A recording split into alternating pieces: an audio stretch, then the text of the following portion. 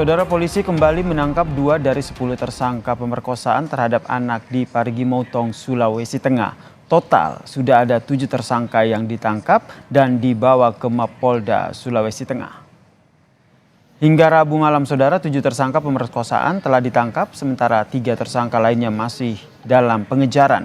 Sementara itu, saudara, 1 terduga pelaku yang berprofesi sebagai polisi kini masih didalami untuk memastikan apakah yang bersangkutan terlibat sebagai pelaku. Selain tersangka, saudara, polisi juga telah menyita sejumlah barang bukti, diantaranya adalah pakaian korban.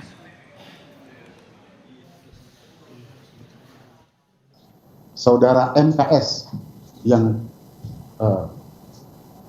berprofesi sebagai anggota Polri, tapi kalaupun dia betul melakukan berarti dia oknum anggota Polri, ya.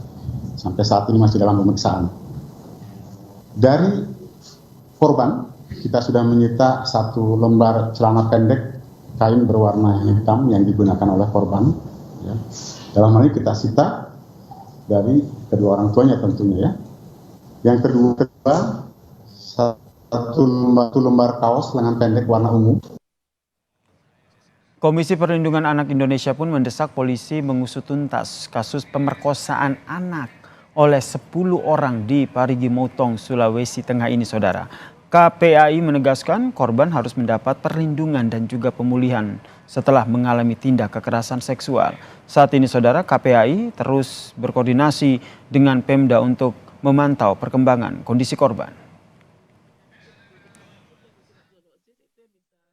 Kekerasan seksual pada anak adalah kejahatan paling tersembunyi karena TKP-nya hanya ada pelaku dan korban. Sedangkan syarat menjadi tersangka, kepolisian membutuhkan 2 alat bukti.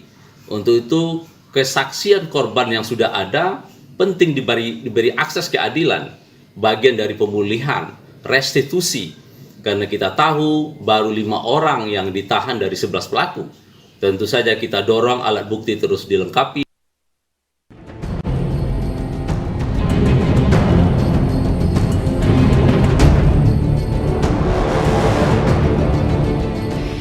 Pertengahan 2022 lalu, seorang sukarelawan banjir di Parigi Motong, Sulawesi Tengah menjadi korban pemerkosaan.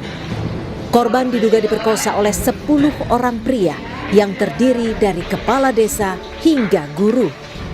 Kala itu, usai menyalurkan bantuan, korban tak langsung kembali ke kampung halamannya karena sempat dijanjikan pekerjaan oleh para pelaku. Sejak saat itu, 1 persatu dari pelaku memerkosa korban dengan berbagai modus. 6 bulan berselang, tepatnya pada Januari 2023, korban menceritakan derita yang dialaminya kepada orang tuanya. Orang tua korban pun kemudian melapor ke Polres Parigi Motong. Saat ini polisi telah menetapkan 10 orang tersangka atas kasus pemerkosaan. 7 tersangka telah ditangkap, sementara 3 tersangka lainnya masih dalam pengejaran. Ada 6 TKP tempat terjadinya kejadian